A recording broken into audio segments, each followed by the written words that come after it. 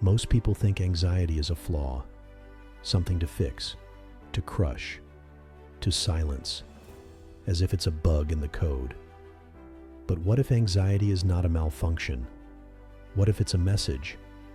What if that gnawing sensation in your chest, the rapid heartbeat, the racing thoughts, the feeling that something is off, isn't your enemy, but your inner compass?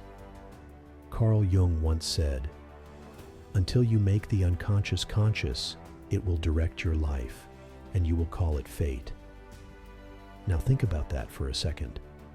If anxiety is your unconscious trying to break the surface, then every panic, every unease, is a flare from the parts of you you've abandoned. The shadow self doesn't knock politely. It stirs the waters. It whispers through the trembling of your fingers. It yells through the knots in your stomach. Anxiety might be the voice of your unlived life. We've been taught to avoid discomfort, to always be okay, to numb it with scrolling, substances, distractions, anything to avoid stillness. But the truth is, stillness is terrifying when you're not at peace with what lives inside you. Because in the silence, you begin to hear it, not the world, but you. And that's where anxiety starts to sound different. It's no longer just fear, it's longing. Maybe you're anxious because a part of you knows you're not where you're meant to be. Not just geographically, but spiritually, psychologically, existentially. Maybe your life has been bent to fit expectations, roles, masks, and your body knows it before your mind does. Your nervous system is more honest than your resume. Some anxieties aren't from today. They're echoes, old wounds that never had words. The child who had to stay quiet to be safe. The teenager who buried their truth to belong. The adult who survives by being who everyone else needs them to be.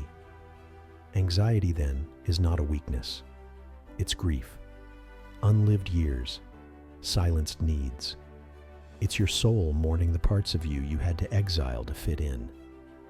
If this resonates with you, if you felt this quiet war inside you, you're not alone. Feel free to share your experience in the comments. Sometimes the act of speaking your truth, even anonymously, can ease the weight. The modern world worships productivity. It wants your silence, your numbness, your obedience.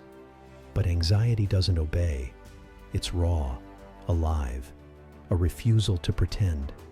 It might be the only honest part of you left in a life built on performance. And perhaps that's why it feels unbearable. Because it reveals the unbearable truth, that you are not living the life that aligns with your deepest self. Jung believed that true healing doesn't come from light alone. It comes from integration, the willingness to turn toward what you fear, to walk into the cave you've been avoiding, and sit with the monsters inside. Because sometimes, anxiety is not a monster at all. It's just the version of you that was never loved, screaming to be seen. So what now? Don't silence your anxiety. Listen to it. Trace it. Ask it. What are you trying to tell me? Because once you stop fighting it, you might discover that it's not trying to hurt you. It's trying to bring you home. Not to comfort, but to authenticity, to truth, to depth, to the forgotten corners of your soul. You are not broken.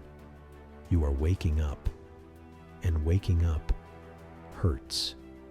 Not because something's wrong, but because your eyes are adjusting to the light after a lifetime in the dark. The anxiety you feel isn't the beginning of your downfall. It's the unraveling of illusions, of borrowed dreams, of survival masks. You are shedding, and every time you feel like you're falling apart, maybe you're just falling into alignment with who you truly are. Healing isn't about returning to who you were before the pain. It's about becoming someone new because of it. Let anxiety be your signal.